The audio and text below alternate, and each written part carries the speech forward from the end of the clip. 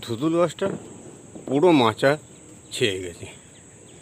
ধুতুল ফল এমন একটি ফল, মাত্র দুটি গাছ দু প্রান্ত থেকে মাচায় উঠেছে, যেখান থেকে কিন্তু পুরো মাচা ভর্তি হয়ে গেছে এবং প্রচুর পরিমাণে ধুতুলের ফলন এসছে।